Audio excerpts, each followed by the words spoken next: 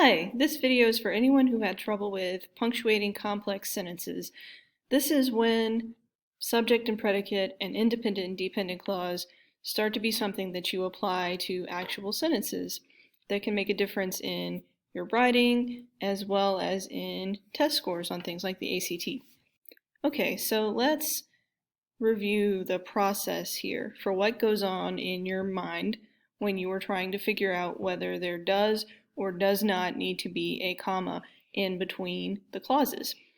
All right, so the first step is to find the clauses, and of course you know a clause has a subject and a predicate, the subject being a person, place, or thing that's doing or being something, and the predicate is a verb, which is what the subject is doing or being. So you find the clauses first, see how many there are, then you look for your dependent marker words. Those are words like after, although, sometimes phrases, as if, because, before, even if, even though, unless, until, whatever.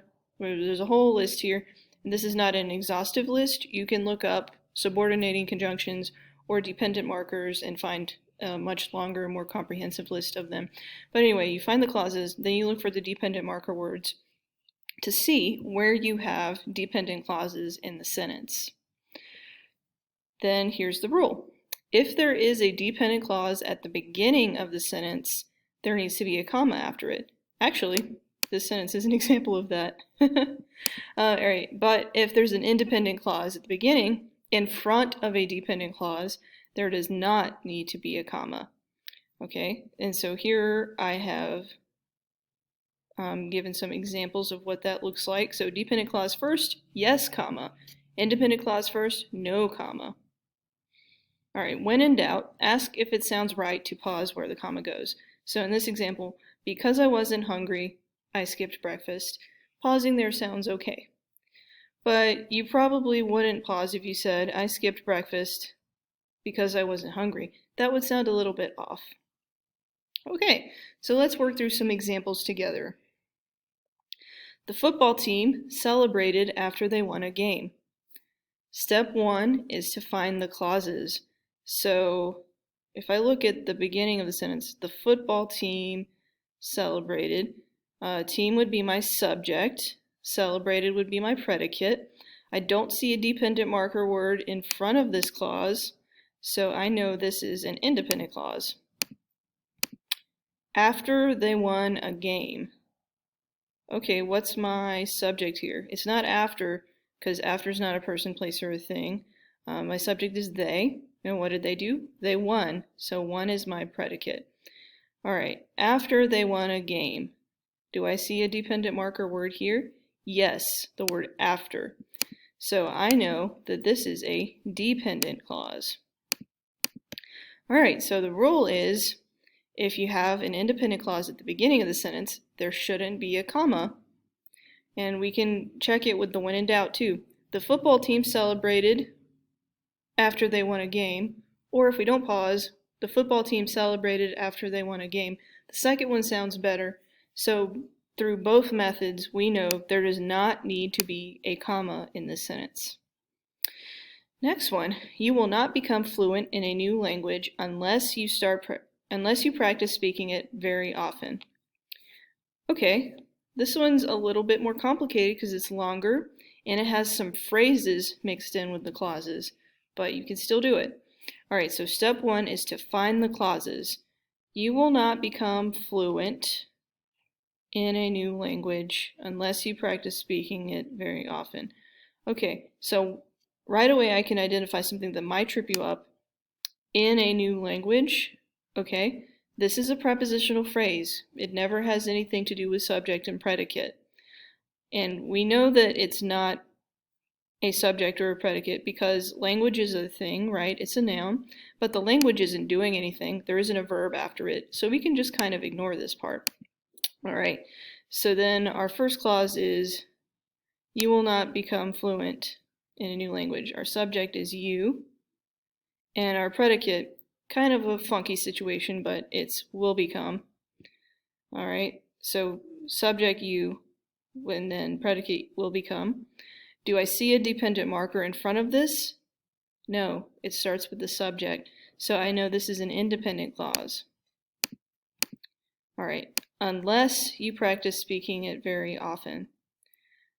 Okay, now I need to find my subject and my predicate here. My subject, who or what's doing something, you, in this case. And what are you doing? Practice speaking. Okay, so then I know that this is my second clause. It very often might trip you up, but it is not doing anything in the clause, and neither of these words are verbs, so we can also kind of just disregard that as part of the subject and predicate. All right, so do we see a dependent marker word at the beginning of this? Yes, the word unless. The word unless is what makes this dependent, so we know this is a dependent clause. And since it comes after an independent clause, we don't need a comma here. We can also do the pause thing. All right, so which one sounds better? Number one, you will not become fluent in a new language unless you practice speaking it very often. Or number two, you will not become fluent in a new language unless you practice speaking it very often. Betty, you said it's number one. Number one sounds more natural. You don't need a comma here. Okay, let's look at our next sentence here. So remember, our process is we look for the subjects and predicates first, then we determine if they are dependent or independent. All right, even if it is below freezing outside, Henry refuses to wear a coat. Okay, so this is tricky, but we know even if is not going to be part of our subject and predicate because neither of those words are person, places, things, or actions. Same thing goes for freezing and outside. Freeze could be a verb, but the way it's being used here is as an adjective, a describing word. We're not saying, I'm going to freeze my lunch for next week. We're not doing that. We're describing a temperature. So this is not subject or predicate either. So that means we need to look for our subject and predicate right here. And there they are. Subject, it, and our predicate is. Reminder, am, is, was, were, be, being, been. Always, always verbs, even though they don't look like it. So this is our first clause. Do we see a dependent marker at the beginning? Yes, even if. Okay, if we got rid of even if, this could be a complete sentence. It is below freezing outside. But because that's there, we know it's dependent. So highlight that in blue. Henry refuses to wear a coat. All right, this one's a lot easier. Who or what's doing something? Henry. And what is he doing? He's refusing. So refuse would be our predicate. All right, to wear is what's called an infinitive phrase. Anytime you have to walk, to run, to be, any verb after the word to, that's not going to be your predicate. And then coat, coat's a thing, but the coat's not doing anything here, so we know that's not the subject either. All right, so this is our clause. Subject Henry, predicate refuses. Do we see a dependent marker word in front of it? No, because it starts with Henry, so we know this is independent. All right, in this case we have a dependent clause in front of a independent clause, an independent clause. Okay, so the rule is if the dependent clause comes first, we do need a comma, but let's check it with the pause test. Even if it is below freezing outside, Henry refuses to wear a coat. Or even if it is below freezing outside, Henry refuses to wear a coat. Okay, it's pretty subtle, but I think it does sound better to pause here. And plus it goes along with our rule, so yes, we need a comma here. All right, next one. Since you already watched that movie a week ago, we can choose a different one. Woo! Okay, you probably figured it out just from how I read that. There needed to be a pause in there, but we'll go through the process anyway. Since you already watched that movie a week ago, okay, what is our subject? You. Predicate is watched. It's not already, because already is not an action. You can't change when already happened, okay? So this is our first clause. And does it have a dependent marker at the beginning? Yes, since. All right, so since we see the word since, we know this is dependent. All right, we can choose a different one. All right, subject we, predicate can choose. Do we see a dependent marker word at the beginning? No. So this is independent. Okay. And our rule is if there's a dependent clause at the beginning, then we need a comma here. But we can also test it with the pause test. Since you already watched that movie a week ago, we can choose a different one. It sounds natural to pause there. Okay. Last one. We stayed on the beach until the sun rose. Okay. We stayed on the beach until the sun rose. All right, where's our first subject? We.